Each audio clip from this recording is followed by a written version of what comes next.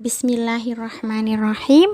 Assalamualaikum warahmatullahi wabarakatuh. Soleh dan solehah, apa kabarnya hari ini?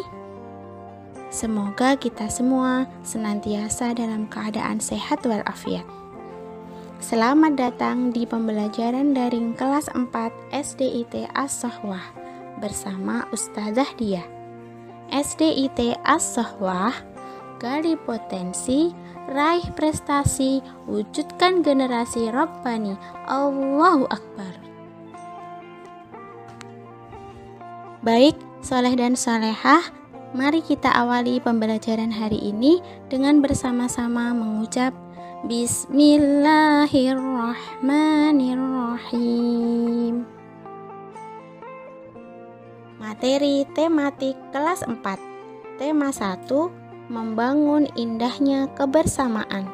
Mata pelajaran PPKN. Keberagaman adalah karunia dari Allah Subhanahu wa Ta'ala yang harus kita syukuri. Allah berfirman dalam Quran surah Al-Hujurat ayat 13 yang artinya, "Hai manusia, sesungguhnya kami menciptakan kamu dari seorang laki-laki dan seorang perempuan dan menjadikan kamu berbangsa-bangsa dan bersuku-suku supaya kamu saling kenal mengenal. Sesungguhnya orang yang mulia di antara kamu di sisi Allah ialah orang yang paling takwa di antara kamu. Sesungguhnya Allah Maha Mengetahui lagi Maha Mengenal." Soleh dan solehah, di sekitar kita banyak kita jumpai keberagaman. Di antaranya adalah keberagaman agama, keberagaman suku, dan keberagaman budaya. Soleh dan solehah masih ingat ada berapa agama yang diakui di Indonesia? Yuk kita nyanyi sama-sama. 1, 2, 3. Di Indonesia terdapat 6 agama yang diakui. Di Indonesia terdapat 6 agama yang diakui. Ada Islam, Katolik, Kristen, Hindu, Buddha, Konghucu. Ada Islam, Katolik, Kristen, Hindu, Buddha, Konghucu. Nah, ada sekitar 300 lebih suku yang tersebar di seluruh Indonesia. Yuk kita nyanyi lagi sama-sama. 1, 2, 3. Di Jawa, suku Sunda, Baduy, dan Betawi. Di Sumatera, suku Gayo, Melayu, Minangkabau. Kalimantan, suku Dayak, Suluk, Barau, dan Tidung. Di Sulawesi ada suku Minahasa, Bugis, Toraja, dan Toli-Toli. Masih banyak suku lainnya di Papua, Asmat, dan Dani. Nah, untuk keberagaman budaya akan kita bahas satu persatu. Keberagaman budaya. Keberagaman budaya terdiri dari bahasa daerah, rumah adat, kesenian daerah, upacara adat, makanan tradisional, kain tradisional, dan senjata tradisional. Kita akan bahas satu persatu. Bahasa daerah. Setiap suku memiliki bahasa daerah yang berbeda-beda. Ada bahasa Jawa, bahasa Sunda, bahasa Bugis, bahasa Sasak, bahasa Banjar, bahasa Betawi, dan masih banyak bahasa daerah lainnya. Rumah adat. Setiap daerah memiliki rumah adat yang berbeda-beda dengan ciri khas dan keunikannya masing-masing. Contohnya, ada rumah joglo di Jawa Tengah, Kemudian ada rumah gadang di Minangkabau, Sumatera Barat. Ada rumah Sunda di Jawa Barat dan ada rumah tongkonan di Toraja, Sulawesi Selatan. Baik, soleh dan solehah, kita lanjutkan kembali. Kesenian daerah. Kesenian daerah meliputi yang pertama, seni tari.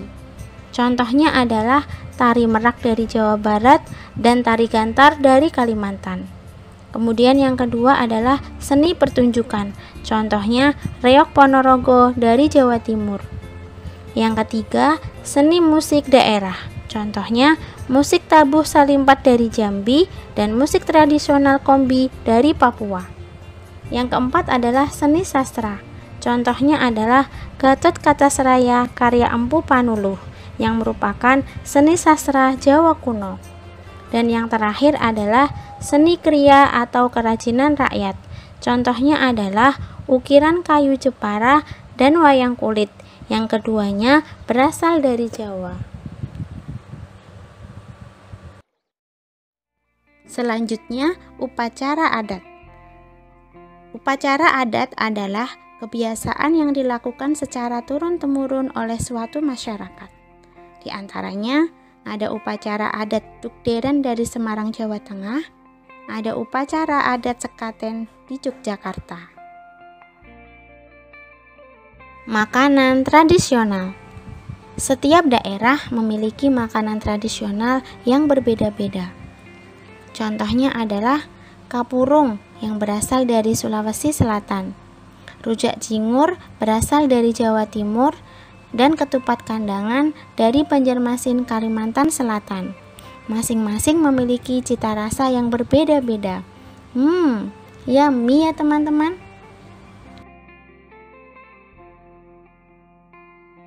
Kain tradisional. Setiap daerah juga memiliki kain tradisionalnya masing-masing.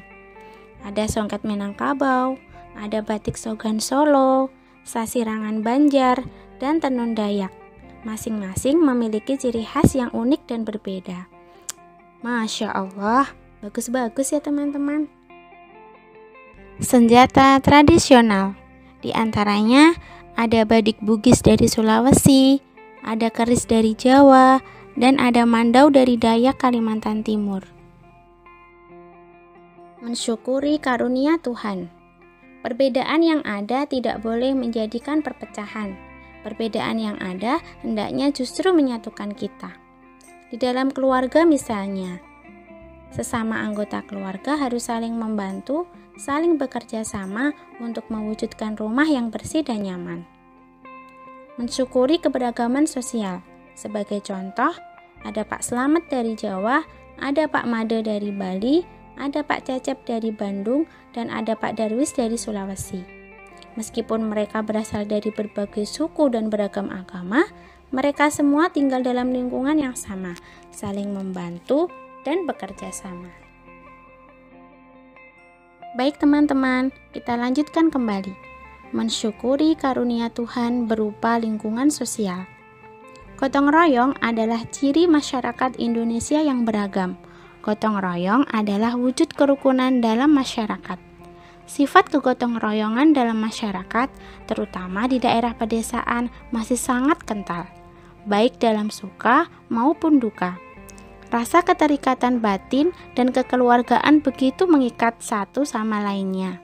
Misalnya, adanya gotong royong membantu warga yang sedang kesusahan, kemudian bergotong royong membantu tetangga yang sedang punya hajat, dan masih banyak contoh lainnya.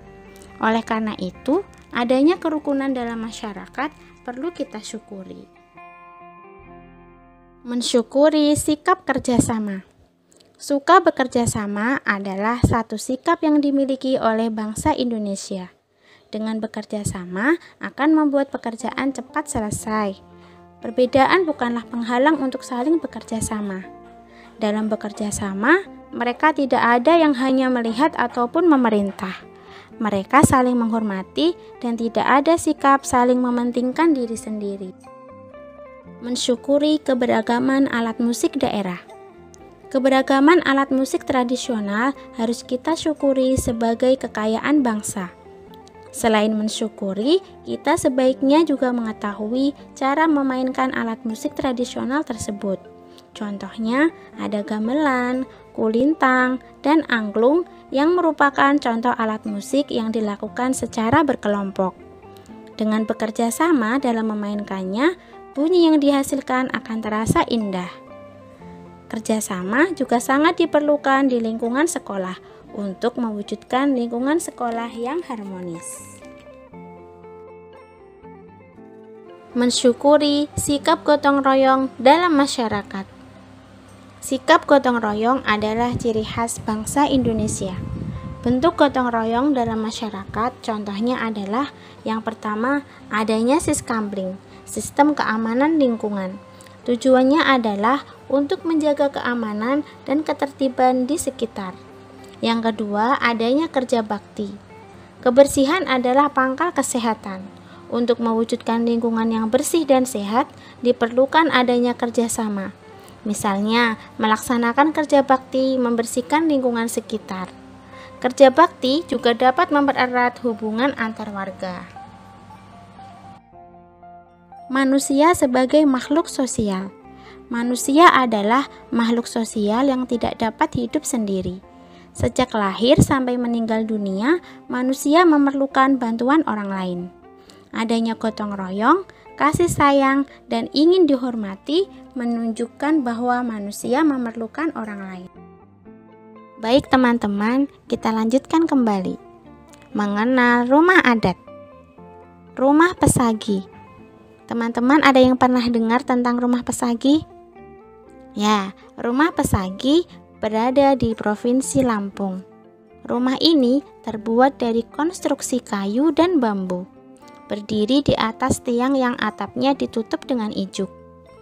Lantai bangunan menggunakan pelupuh bambu yang lebarnya 20 cm, yang saling dirangkai dengan ikatan tali ijuk. Keistimewaannya adalah sambungan pengikat yang tidak menggunakan paku, melainkan dengan ikatan tambang ijuk pasak. Atap bangunan yang dilapisi lembaran-lembaran ijuk berbentuk mengerucut ke atas dan dikenal dengan istilah bubung kukus. Wah, keren ya teman-teman, unik bentuknya. Perilaku yang mencerminkan persatuan dan kesatuan. Nah, teman-teman, banyak sekali contoh perilaku yang mencerminkan persatuan dan kesatuan.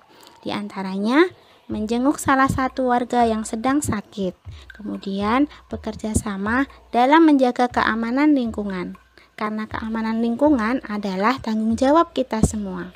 Kemudian, saling menghormati orang yang berbeda agama dan tidak membeda-bedakan suku, dan bergotong royong dalam membangun lingkungan sekitar. Nah, coba teman-teman kalian cari lagi contoh perilaku yang mencerminkan persatuan dan kesatuan. Soleh dan solehah, demikianlah penyampaian dari Ustazah Diah. Semoga bermanfaat. Mari kita tutup pembelajaran hari ini dengan bersama-sama mengucap Alhamdulillahirabbil alamin. Tetap semangat. Assalamualaikum warahmatullahi wabarakatuh.